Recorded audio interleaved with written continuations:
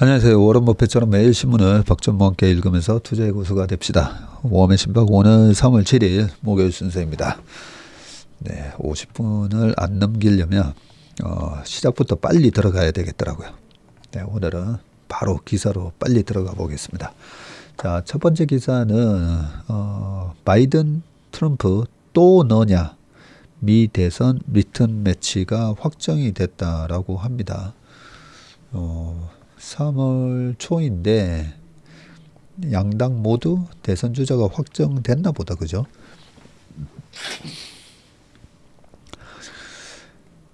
조 바이든 미국 대통령과 트럼프 전 대통령이 5일 슈퍼 화요일 경선에서 대승을 거둬서 각각 민주당과 공화당 대선 후보로 사실상 확정이 됐다고 하고요.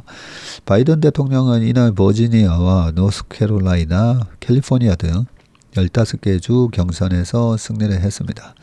다만 대선 본선 때 선거인단이 배분되지 않는 미국령 사모아 경선에서는 메릴랜드 출신 사업가 제이슨 팔머에게 패했었다고 하고요. 트럼프 전 대통령도 15개 주 가운데 개표가 끝나지 않은 유타 등을 제외한 13개 주 경선에서 1위를 확정했다고 하고요. 공화당 대선 후보 자리를 두고 트럼프 전 대통령과 겨뤄온 니키 헤일리 전 유엔 대사의 중도 하차 소식이 전해지면서 트럼프 전 대통령은 대선행 티켓을 확정 지었다고 합니다. 이 부분이 좀 아쉽네요. 니키 헬리 전 대사분 인상도 되게 좋고, 그죠? 이왕이면 트럼프보다는 이왕이면 좀 다른 대선 주자가 공화당에서 나왔으면 하는 바람이 좀 있었는데 안타깝습니다. 제가 맨날 트럼프 된다고 해서 트럼프를 되게 좋아하는 것처럼 생각하실 수 있는데 전혀 아닙니다. 네.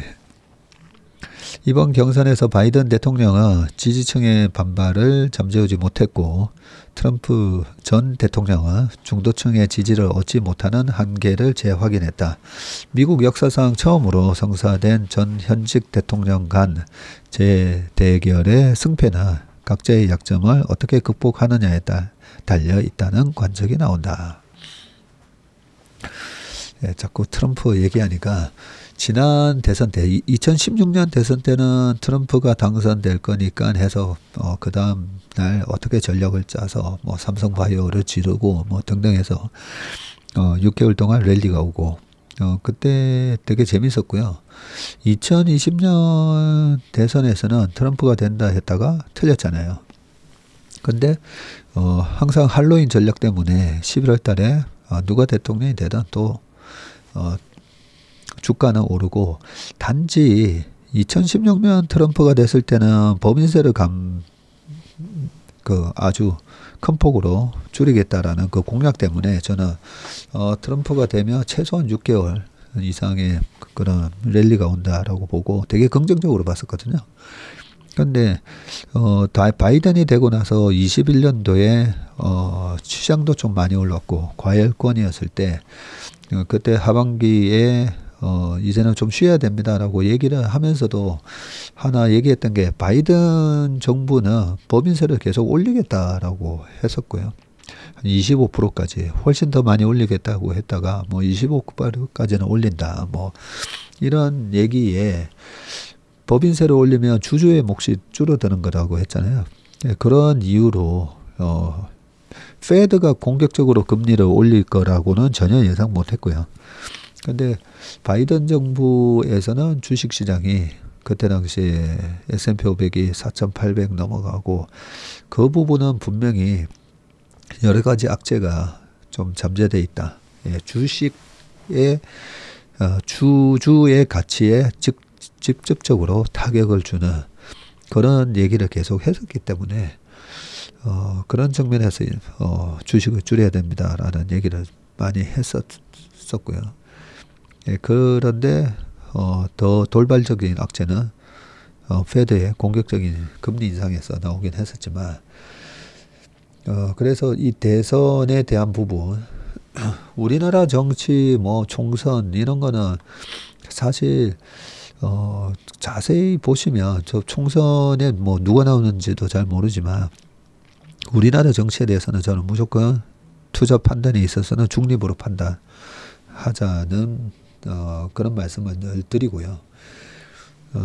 실제로 우리나라 대선의 결과에 따라서 주식시장이 조금 반대로 움직이는 경향이 있어요. 그죠? 네. 이쪽이 되면 좀 친기업적인 뭐 성향이 있어서 주가가 막 올라갈 것 같아도 오히려 반대로 빠지고, 약간 우와 좌로 생각합시다. 그냥 약간 좌파 정권에서 잡으면 굉장히 시장에 영향을 받을 건데 오히려 주가가 또 올라가고, 그죠? 예, 좀 더 뭐 깊은 얘기는 하지는 않겠습니다. 제가 또 정치 잘 모르기 때문에. 그리고 미국 대선도 이번에 그 미국 대선이 있는 11월 초를 앞두고 아마 틀림없이 한 8월, 9월, 10월부터 계속 그 얘기 나올 거예요. 트럼프가 당선되면 수혜를 보는 기업, 뭐 바이든이 계속하면 뭐 수혜 피해, 뭐 이렇게 나오는데 2016년도에도 그렇고 2020년도에도 트럼프가 당선되면 2016년이 특히나 그랬었죠. 트럼프가 당선되면 공화당이 되면 뭐 유가가 올라가고 뭐 그런 쪽이 잘 될 거다 했는데 실제로는 시장은 그렇게 움직이지 않습니다. 정부가 강력한 그런 정책을 쓰는 부분에 있어서 어느 정도 영향을 주긴 하지만 시장 경제 체제에서는 돈이 스마트해 가지고요. 정부 정책보다는 지금 어떤 부분에 있어서 혁신 기술이 일어나고 그걸로 인해서 생산성 향상을 가져오는 기업은 뭔지, 새로운 소비를 창출하는 새로운 제품은 뭔지, 뭐 그런 쪽으로 돈이 흘러가면서 주가가 올라가기 때문에 실제로도 미국 대선에 대한 그런 수혜 피해 업종, 뭐 종목 이런 것들은 하도 많이 틀려가지고요. 잘 안 봅니다. 자, 그럼에도 불구하고 지금 바이든 트럼프 이 선거에 대해서 왜 보느냐, 심리에 영향을 주기 때문에 또 봅니다. 또 그 법인세와 관련된 것처럼 직접적으로 주주 가치에 영향을 주는 것들, 그런 부분도 혹시나 있을 수가 있고요. 아무래도 미국의 또 중국에 대한 압박 이런 걸로 인해서도 실제로 영향을 또 주잖아요. 그죠? 다른 나라 기업의 가치에 뭐 주주 가치가 아니라 뭐 아예 기업의 가치에도 영향을 주는 정책을 쓰기 때문에 자세히 봐야 된다는 생각이고요. 미국 기업들에게 영향을 주는 거는 아주 크지는 않다라고 생각합니다. 자, 밑에 쭉 나오는데요. USA Today 등에 따르면 바이든 대통령은 1497명의 대의원을 독식하면서 대선행을 굳혔고요. 득표율 15% 이상이 돼야 대의원을 가져가는데 바이든 대통령 외에 이 조건을 충족한 후보가 없었다고 합니다. 최종 승리를 확정지으려면 1968명의 대의원을 확보해야 하고요. 바이든 대통령은 7일 국정연설을 통해서 향후 정책 비전을 설명하면서 대선 행보를 본격화할 방침이다. 전 대통령은 1위를 확정지었는데 이 버몬트 주에서만 유일하게 헤일리 전 대사가 49.9% 득표율로 45.9%를 얻은 트럼프 전 대통령을 제쳤었고요. 헤일리 전 대사는 지난 3일 워싱턴 DC 프라이머리에서 첫 승을 거둔 데 이어서 버몬트주에서도 승리를 해서 89명의 대의원을 확보를 하는데 그쳤다고 하고요. 995명의 트럼프 대통령에 비해서는 크게 뒤지는 수치였고요. 2429명의 대의원 중 1215명을 확보를 해야 공화당 대선 후보로 최종 선출이 되지만 헨리 전 대사의 사퇴 소식이 전해지면서 조기에 승부가 판가름 났다고 합니다. 극우 성향 지도자들은 벌써부터 트럼프 전 대통령에게 밀착하는 행보를 보이고 있고요. 헝가리의 트럼프라고 불려온 빅토르 오르반 총리는 대선이 치러지기도 훨씬 전인 8일 트럼프 전 대통령과 만나서 우크라이나 문제를 논의할 계획이라고 러시아 스푸트니크 통신이 전했습니다. 소송 비용으로 거액을 쓰고 있는 트럼프 전 대통령이 선거 자금 마련에 나서며 대선 가도에 탄력을 붙이는 모양새이고요. 뉴욕타임즈는 트럼프가 최근 공화당을 지원해온 기부자들과 함께 일론 머스크 테슬라 CEO와 대면했다고 보도를 했네요. 한편 이날 미국, 영국 등 주요 국가에서 페이스북과 인스타그램 접속 장애 현상이 나타났는데 팝스타 데일리 스위프트는 테일러 스위프트는 인스타그램을 통해서 팬들에게 투표를 독려하는 글까지 올렸었다네요. 어제 우리 채슬리 모닝브리프 할 때 이 유튜브가 약간 렉이 걸리는 현상이 있었는데 혹시 이 영향이었나 잠깐 생각이 들었습니다. 자, 뭐 밑에 쭉 내용은 쭉 읽어보면요. 뭐 크게 중요한 건 없어 보이고요. 네, 뭐 일단 두 분으로 확정이 됐다고 합니다. 야, 트럼프 대통령하고 전 대통령하고 바이든 대통령하고 실제로 보면 나이가 바이든 대통령께서 나이가 좀 많으시잖아요. 보면 1942년 11월 20일생이십니다. 네. 42년 11월 20일생. 저희 아버지께서 40년 8월생이신데 저희 아버지보다도 2살 어리긴 한데요. 옛날 우리나라 나이로 따지면 거의 83세이신 거고, 그죠? 네, 그 부분이 지금 최고의 이제 약점으로 꼽히는데 올해 80 그냥 만 나이로 하면 82 퇴임하실 때 86세, 87세 그렇게 퇴임하시겠네요. 그리고 트럼프 대통령은 한번 봅시다. 도널드 트럼프 대통령이 46년 4년 차이 난다, 그죠? 4년 차이 나는데 트럼프 대통령은 되게 말씀하시는 거는 보면 되게 셉니다, 그죠? 네.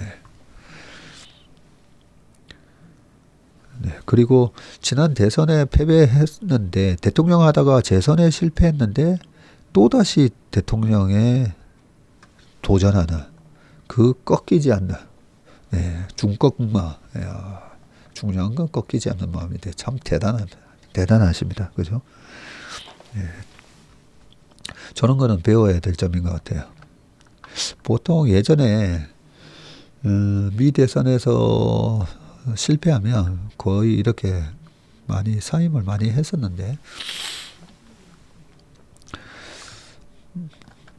그 다음 기사로 넘어가 보겠습니다. 유한양행 혁신 신약 자신감 3년 내에 세계 50위 제약사로 내년 2개 이상 글로벌 신약을 출시를 해서 3년 안에 글로벌 50위 제약사로 도약하겠다. 김열홍 유한양행 사장님이시네요. 사진에 6일 제주 롯데호텔에서 열린 2024 환경 바이오 인사이트 포럼에서 글로벌 블록버스터 신약을 내세워서 글로벌 제약사로 발돋움하겠다는 비전을 제시를 하셨고요. 증권가에서는 지난해 1조 8,500억 원이던 유한양행 매출이 4조에서 5조 원으로 2배 이상 늘어날 것이라는 전망이 나오고 바이오벤처인 오스코텍, 글로벌 제약사 얀센 등과 협업해서 개발한 폐암 신약 렉나자가 글로벌 블록버스터가 될 것이라는 기대에서라고 합니다. 새로운 길, 새로운 가능성, K바이오의 제도약을 주제로 한국경제신문이 올해 처음 개최한 이번 포럼에서는 국내 주요 제약 바이오 기업과 투자사 등 150개 기업에서 300여 명이 참석을 하셨군요. 동아ST는 항체 약물 접합체 ADC 업체 앱티스 인수를 통해서 항암제 연구개발 속도에 속도를 내기로 했고, ADC는 유도미사일처럼 암세포를 정확히 찾아가는 항암 기술이죠. 우리 웜의 신박에서도 여러 번 다뤘습니다. 여러 번 다뤘지만은 어려워서 자꾸 까먹습니다. 저도. 항체 약물 접합체. 자, 박재홍 동아ST 사장은 항암제 시장에서 ADC가 가장 유망한 분야라면서 ST팜 등 계열사들과 협업을 해서 연구개발 속도를 높여나가겠다고 했고요. 일동제약에서 지난해 물적 분할한 신약개발 전문기업인 유노비아는 국내에서 임상 일상 중인 경구용 비만약을 비알코올성 지방간염 치료제로도 개발한다는 계획을 공개했다고 하네요. 네. 포럼을 제주도에서 하셨군요. 자, 그 다음은 일본이 9명 받을 때 우리는 0명, 굴욕, 한국 건축 멀었다, 쏟아진 탄식. 한번 읽어보겠습니다. 건축계의 노벨상, 건축계 노벨상으로 불리는 프리츠커상의 올해 수상자로 일본의 야마모토 리켄 79세시네요. 이 5일 선정이 됐고요. 미국 하얏트 재단이 1979년 제정한 이 상은 프리츠커 상이 언제 만들어졌나 했더니 미국의 하얏트 재단이 79년에 제정한 상이군요. 자, 이 상은 세계에서 가장 유명하고 실력 있는 건축가만 받을 수 있는 최고 권위의 상인데, 일본인이 이 상을 받은 건 9번째 고요. 이로써 일본은 미국을 제치고, 미국이 8명이었네요. 그동안에. 가장 많은 수상자를 배출한 국가가 됐다. 79년에 했으니까 지금 45년째다. 그죠? 45년 중에 일본 건축가가 9명, 그 다음에 미국이 8명, 이러네요.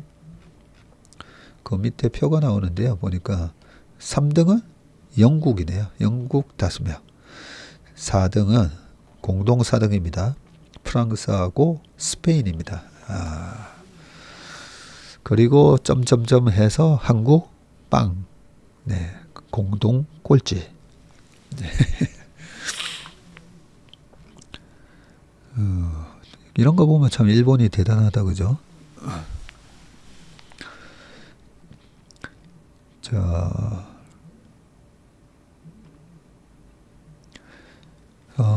이 소식을 들은 한국 건축계에서는 탄식이 나왔고요. 이번 수상으로 일본과 한국의 격차가 9대0으로 벌어졌기 때문이다. 야마모토가 누구길래 이 상을 받은 걸까? 일본은 왜 이렇게 프리츠커상을 많이 받을 수 있었나? 한국에서는 왜 수상자가 나오지 않는 걸까? 네, 저도 궁금합니다.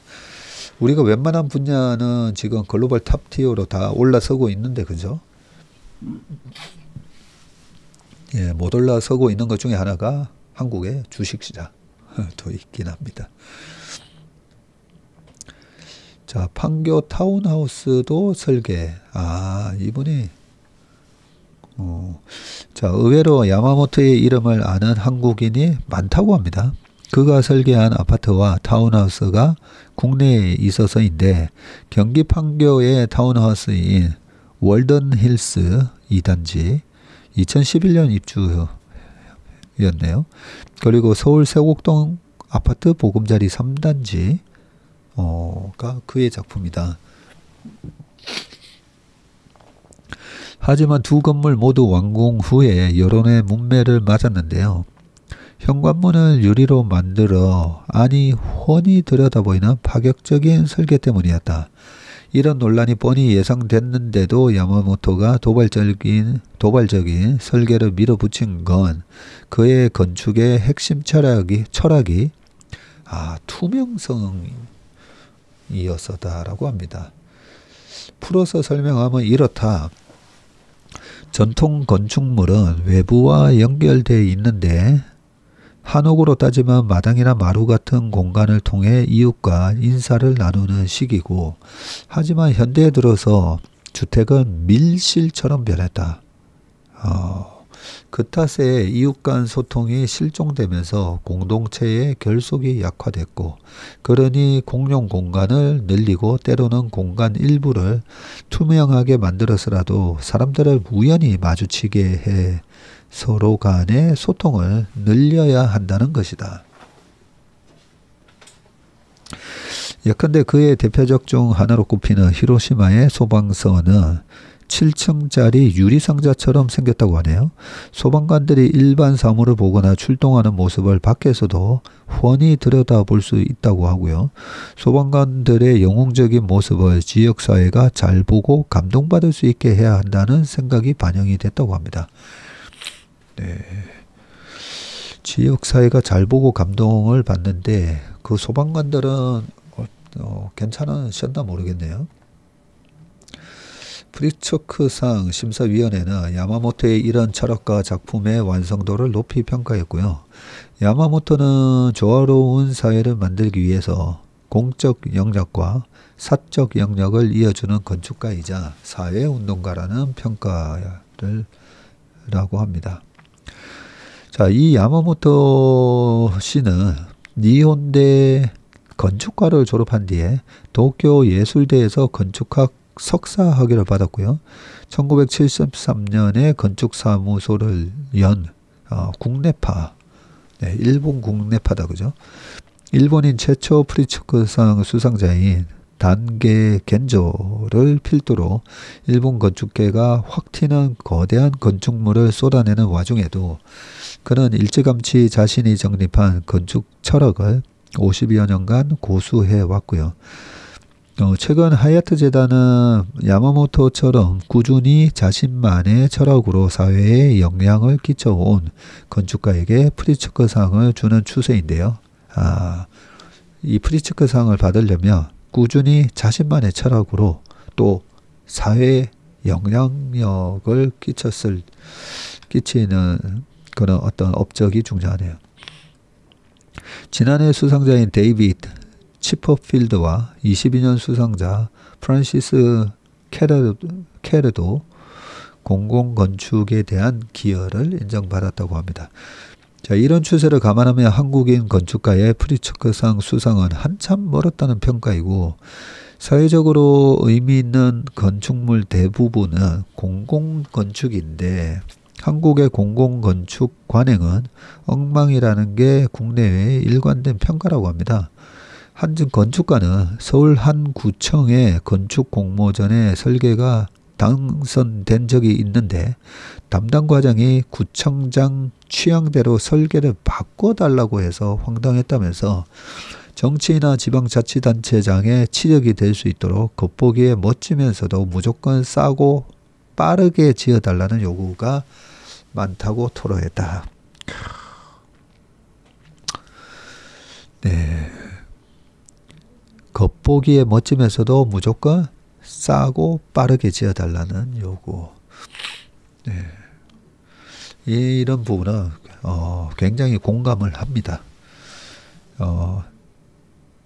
빠르게 우리가 산업화 빨리빨리 해서 이렇게 빨리 산업화되고 선진국 대열로 올라선 그 부분에는 우리가 빨리빨리 이 문화 때문이라고, 그 부분에 대해서는 분명히 빨리빨리 해야 되는 게 있다라고 생각합니다.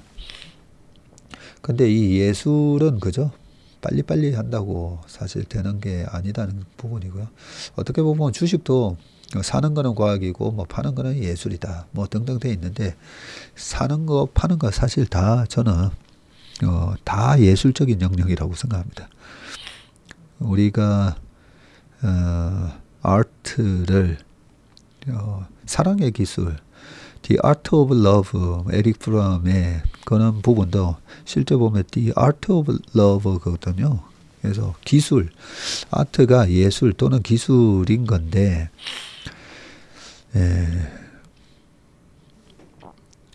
그러고 보니까 이 주식을 매매를 투자를 하는 것도 어떻게 보면 그 예술적인 영역이 되게 많습니다. 제가 뭐 예술 잘 모르지만 그런 미술이나 음악이나 보면 여기 또 프리츠크상에서 어떤 철학, 자신만의 꾸준한 자신만의 철학이라는 단어가 들어가잖아요. 그죠? 그리고 사회에 영향을 끼친 거. 이분 말고 그 안도 다다오 그 건축가 분도 예전에 읽었던 그 기사를 보면요.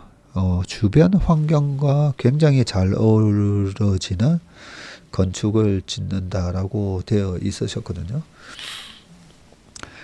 그런 측면에서 여러 가지 이 예술도 보면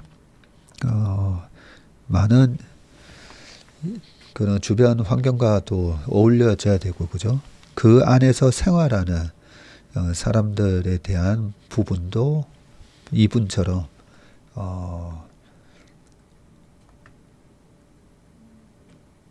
이분이 소방서를 지은 것처럼, 그죠? 그런 진득한 장인 정신과 그 철학이 이렇게 깊게 스며들게 해야 되는데, 그럴 때 싸고 빠르게 지어달라 하면 안 되죠. 네. 음식도 마찬가지고, 그죠? 자, 좀 더 읽어보겠습니다. 네. 왜 이 부분에 대해서 공감을 했냐면, 주식 투자도 빨리 벌려고 하는 그 부분 때문에 망친다고 했잖아요. 자, 근본적인 원인은 한일 양국 간 건축을 바라보는 철학의 차이인데, 왜 우리랑 일본이랑 이래 차이가 나는가에 대해서 정진국 한양대 건축학부 명예교수님이 이렇게 말씀하셨네요.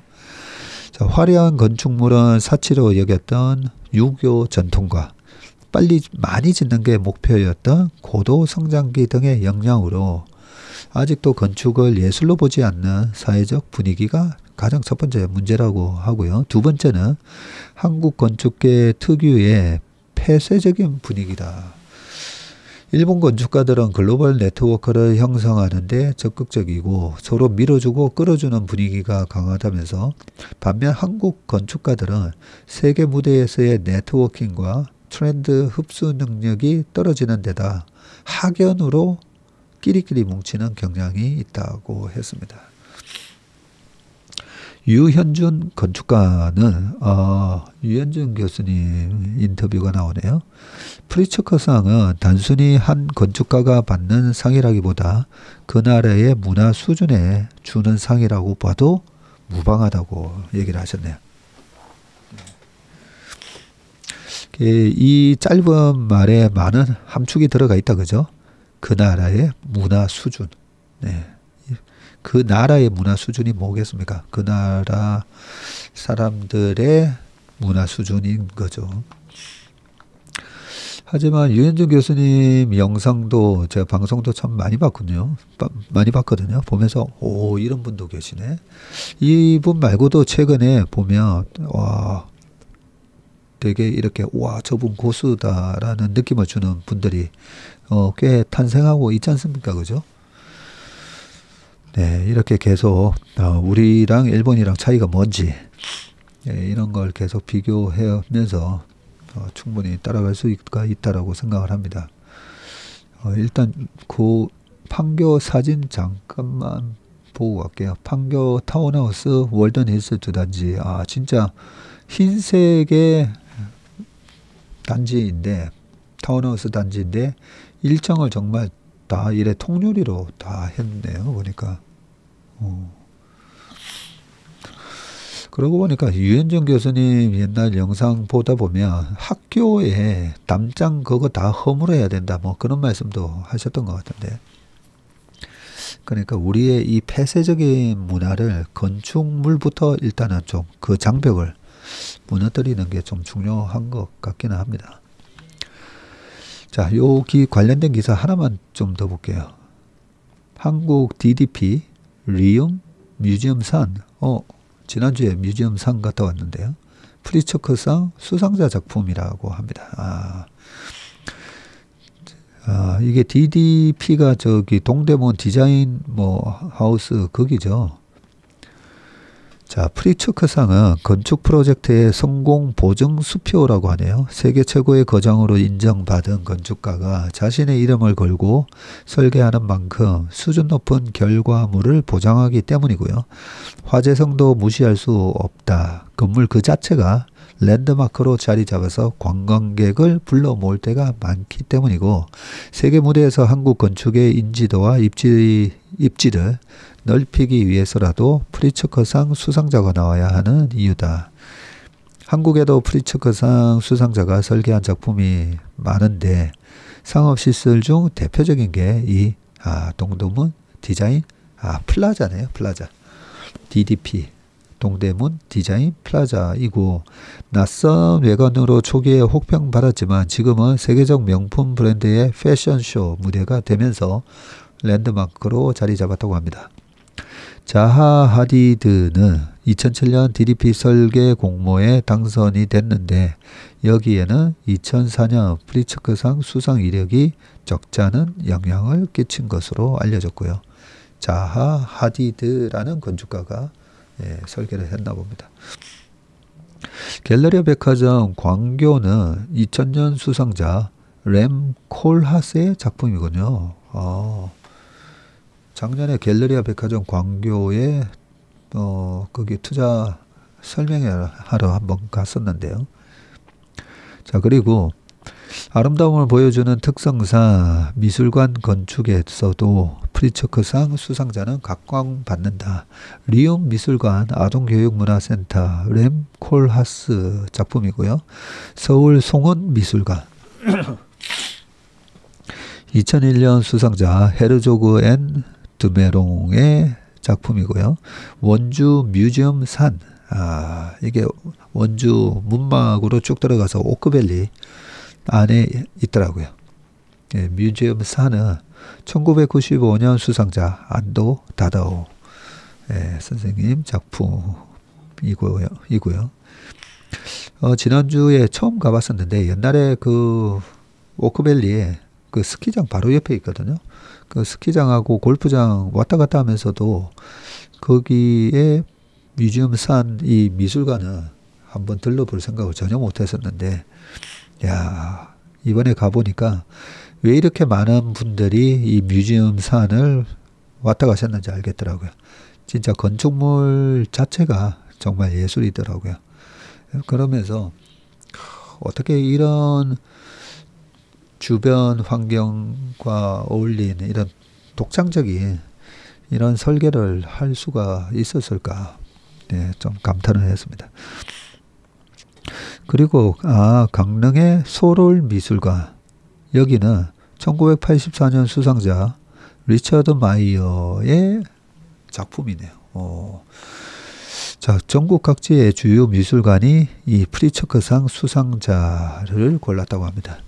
좋은 건축이 관광객을 불러 모으는 효과도 입증이 됐고, 서울 한강로동 아모레퍼시픽 본사는 2023년 프리처크상을 받은 데이빗 치퍼필드가 설계를 했군요. 이 서울역에서 쭉 내려오면 한강 쪽으로, 그죠? 쫙 내려오다 보면 왼쪽에 아모레퍼시픽 본사가 쫙 나오는데 바깥에서 봐도 되게 멋있습니다. 23년 프리처크상을 받은 데이빗 치퍼필드 설계였군요. 아모레퍼시픽 미술관 관계자는 치퍼필드의 수상 이후 건축 답사를 위해서 미술관에 왔다는 관람객이 꽤 늘었다고 기점을 해줬네요. 이제 다시 경제 뉴스로 좀 돌아가 보겠습니다. 무법지대 중국 쇼핑앱 알리테무 짝퉁 팔고 개인정보 유출 의혹. 중국 알리의 칼 뺀 공정위. 드디어 뭔가 제재가 들어가나 봅니다. 공정거래위원회가 중국 쇼핑 플랫폼 알리익스프레스의 소비자 보호 의무 위반 혐의 조사에 나섰고요. 초저가 상품을 앞세워서 국내 유통시장을 급격히 잠식하고 있는 중국 플랫폼에 정부가 처음으로 칼을 빼든 것인데 테무와 쉬인 등 다른 중국계 플랫폼으로 조사 범위가 넓어질지 관심을 모으고 있다고 합니다. 지난주 서울 중구 알리코리아 사무실에 전자거래 감시팀 소속 조사관을 보내서 혐의 관련 자료를 확보를 했다고 하고요. 알리익스프레스가 전자상거래법에 규정된 소비자 보호 의무 규정을 제대로 지켰는지를 들여다보는 것으로 전해졌고요. 전자상거래법상 알리와 같은 통신 판매 중개업자는 입점 판매자의 신원 정보와 환불 조건, 분쟁 처리 필요 조직 등을 정확하게 알려야 하고요. 분쟁 처리에 필요한 인력과 조직도 충분히 운영을 해서 소비자 피해가 없도록 해야 한다. 공정위는 최근 알리익스프레스와 테무 등 중국 플랫폼 이용자가 급격히 늘어남에 따라서 소비자 피해 등 모니터링을 강화하겠다는 입장이고요. 한국 소비자연맹에 작년에 접수한 알리익스프레스 소비자 불만 건수가 459건으로 6건으로 전년 93건 대비해서 5배나 증가를 했다고 합니다. 공정위 관계자는 법 위반 혐의가 있으면 즉시 모니터링해서 나서는 등 엄정 대응할 것이라고 말을 했네요. 네, 이게 정부가 중국 쇼핑 플랫폼에 대한 대응에 신호탄이라는 분석이 나온다라고 하고요. 국내 셀러들의 비슷한 상품에 비해서 지금 낮게는 10분의 1 가격에 판매하면서 주문이 속도가 늘고 있습니다. 이 과정에서 국내 플랫폼과 중소업체, 소비자 등 이해관계자의 우려가 지금 쏟아져 나오고 있고요. 한국 시장을 잠식하면서 국내 플랫폼이 밀려나면 입점한 셀러들도 함께 설 자리를 잃게 됩니다. 그리고 국내 업체들이 정부 규제에 따라서 상품에 대해서 각종 인증을 받아야 하는 반면에 중국 내의 셀러들은 인증 의무가 없어서 역차별 논란도 거세고요. 소비자들 또한 짝퉁, 상품 유통과 개인정보 유출, 유해성 그리고 선정성 광고 등으로 인한 피해가 우려된다라고 되어 있습니다. 자, 쭉 밑으로 내려갔어요. 정부가 고민에 빠진 사이 알리익스프레스, 테무, 쉬인 등 중국 앱의 국내 사용자 수는 토종 이커머스 앱을 하나둘 제치면서 지금 1위인 쿠팡과의 격차를 좁히고 있는데요. 이날 앱 리테일 분석 서비스인 와이즈 앱 리테일 굿즈는 이들 3개 플랫폼 사용자가 역대 최대치의 기록을 했다고 합니다. 알리, 테무, 쉬인이. 지난달 알리익스프레스의 모바일 월간 사용 이용자 수 MAU는 818만 명에 달했고요. 작년 같은 달에 355만 명보다 1년 만에 130% 늘어난대요. 이는 2016년 집계 이후 가장 많다고 합니다. 알리익스프레스는 11번가 736만 명을 제치고 사용자 수 2위에 올랐네요. 818만이니까. 1위는 쿠팡인데 쿠팡 앱 사용자는 3010만 명. 압도적인 1등이네요. 쿠팡도 전년 동기에 대비해서 57만 명 증가했습니다. 지난해 7월에 진출한 테무도 1년도 안 돼서 벌써 4위로 올랐고요. 테무가 작년 7월에 들어왔었군요. 2월 기준 테무 앱 사용자가 벌써 581만 명인데 G마켓이 553만 명이었네요. 중국 패션 플랫폼 쉬인도 MAU가 지난해 2월 14만 명에서 올해 2월 68만 명으로 380% 넘게 급증을 했습니다.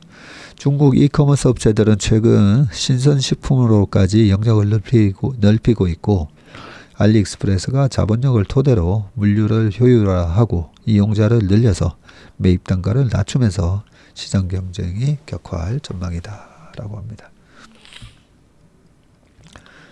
자, 마지막 기사입니다.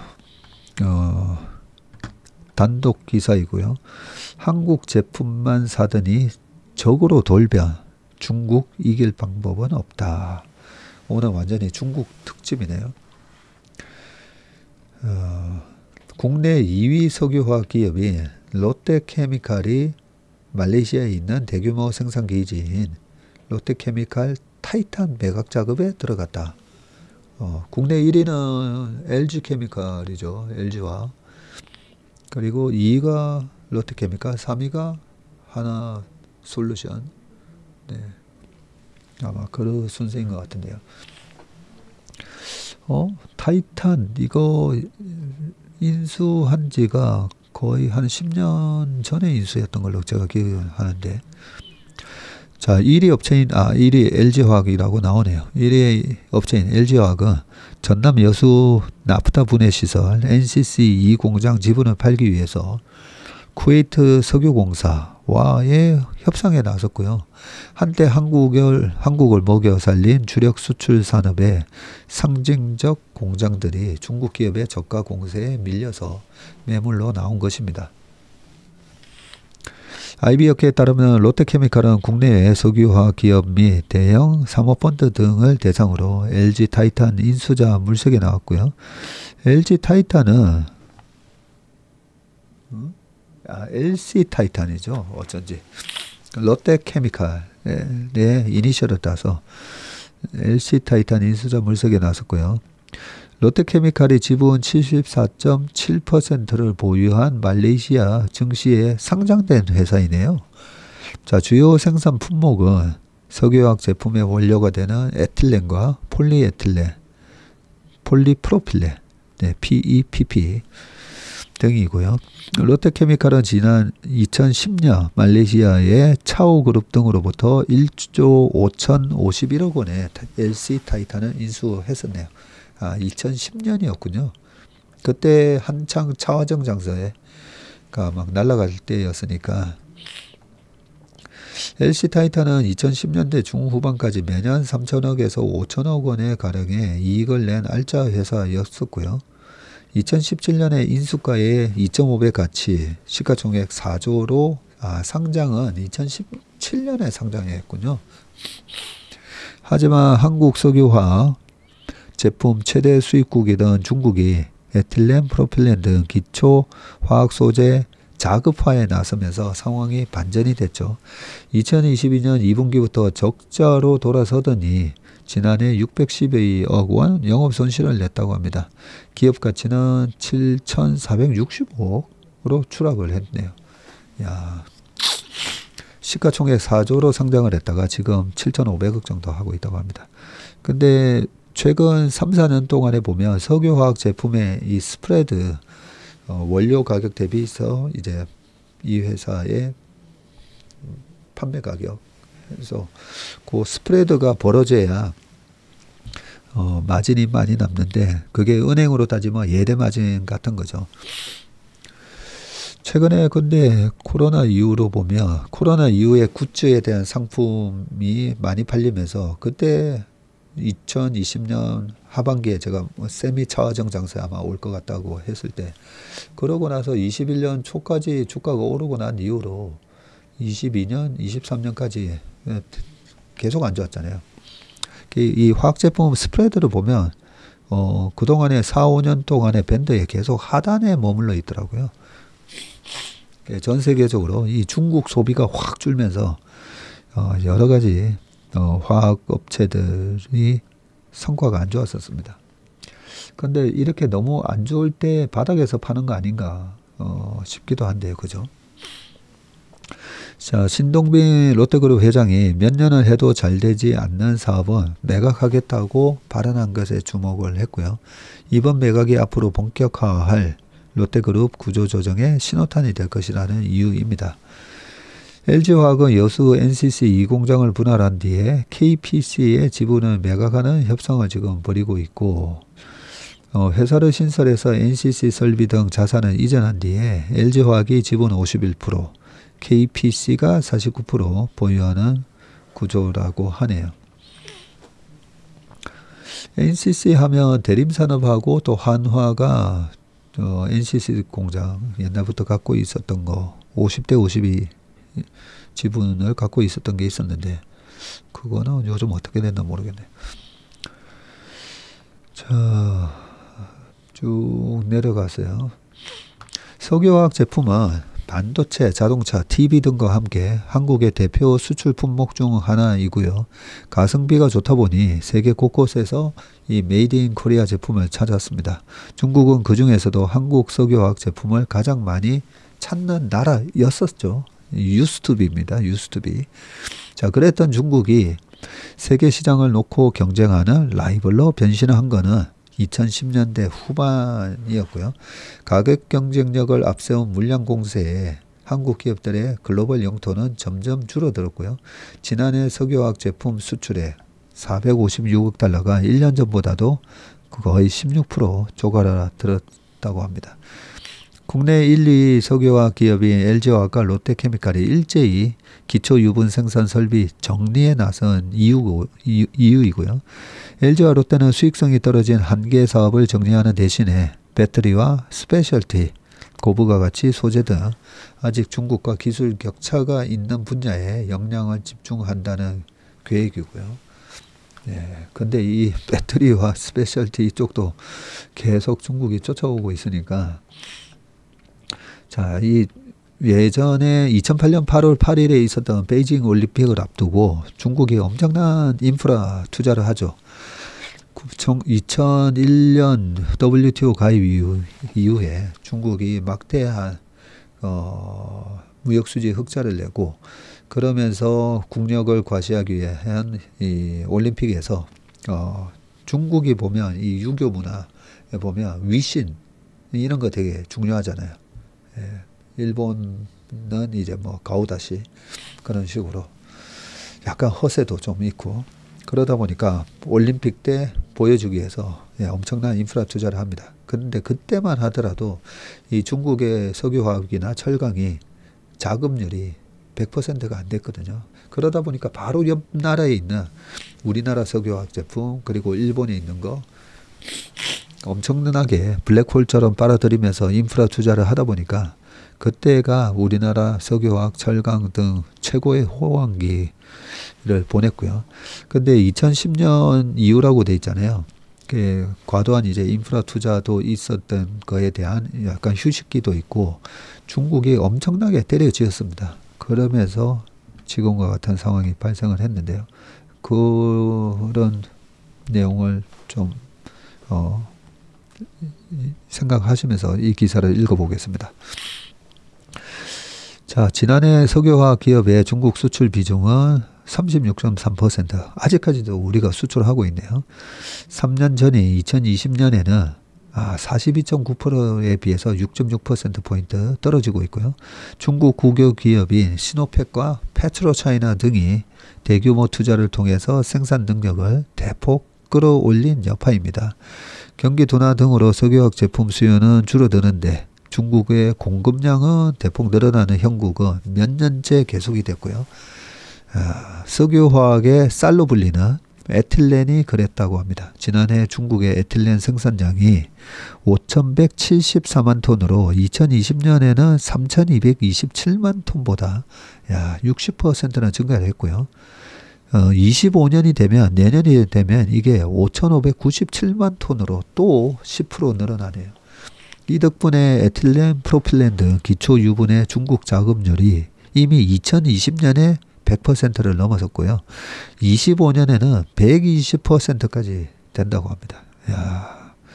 중간 원료인 파라자일렌과 PX 그리고 합성 수지인 PP 자급률도 2025년께 100% 달성할 것으로 전망을 하고 있고요. 문제는 중국이 경기 둔화로 자국 수요가 또 감소하자 남는 물량을 해외에 쏟아낸다는 점인데 이게 전부 다 알리익스프레스랑 테무가 나 쉬인이 싸게 제품을 만들 수 있는 이유 중에도 하나죠, 이게. 자, 건설 자재에 많이 쓰이는 PP는 갈수록 중국산이 판을 치고 있고요. 중국 기업들은 원유를 나프타로 정제하는 공정 없이 바로 에틸렌 등으로 전환하는 최신 설비 COTC를 도입할 계획이고 이를 통해 원가 경쟁력을 더 높이면 국내 석유화학의 중국 수출이 더 줄어들 가능성이 높다. 공급 과잉으로 석유화학 기업의 수익성을 가늠하는 지표인 에틸렌 스프레드, 스프레드 나오네요. 에틸렌 가격에서 원료인 이 나프타 가격을 뺀 금액인데 21년 톤당 398달러에서 지난해 195달러로 추락을 했고요. 통상 손익분기점이 톤당 300달러였다고 합니다. 근데 195달러니까 적자가 날 수밖에 없군요. LG화학이 지난해 석유화학 부문에서 143억 원의 적자를 낸 배경이기도 하고요. 롯데케미칼도 지난해 2015억 원의 손실을 기초유분 부문에서 봤습니다.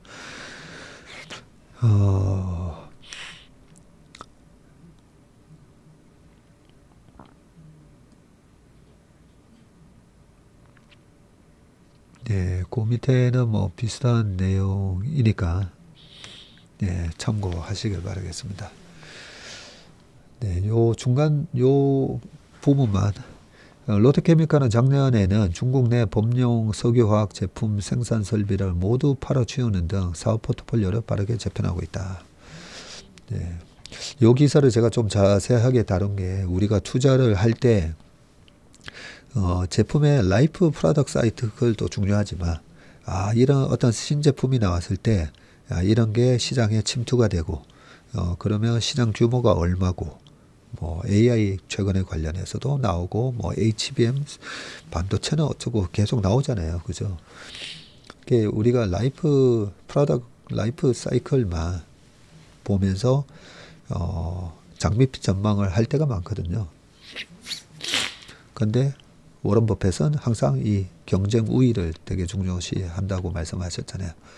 이 경쟁 구도를 잘 체크를 해서 우리가 아무리 잘 만들어도 엄청나게 또 강력한 경쟁자들이 들어와서 공급을 늘려버리면 가격이 폭락하게 되고 마진이 없어지고 그런 부분이 고정경제학파에서 늘 얘기하던 시장의 원리 기능이니까요. 그렇게 보면 그렇게 레드오션화 되지 않기 위해서는 강력한 진입장벽이 필요한 거죠. 그게 기술적 진입장벽 아니면 자본적 진입장벽 또는 인력이 없어서 못하는 경우도 많거든요. 그런 거를 잘 체크를 해서 레드오션화, 블루오션에서 레드오션 할 때마다 저는 그 레드가 약간 중국 레드 같아요. 그래서 중국 기업들이 어떤 분야에 치고 들어오면 좀 있다가 레드오션화 되겠구나. 레드오션에서 더 심하게 가면 그게 조금 그렇지만 피바다가 되는 그런 경우를 너무 많이 봤습니다. 너무 많이 봐가지고 그래서 저희 회사 화이트보드에 크게 써놨는데요. 중국과 1, 2등을 겨루게 되면 무조건 도망 나온다 라고 되어 있습니다. 이 석유화학의 최근에 10년, 15년 동안에 있었던 일들을 잘 보시면서 투자에 많이 적용을 해 보시길 바라겠습니다. 네, 오늘 웜의 신박은 여기까지 하겠습니다. 고맙습니다.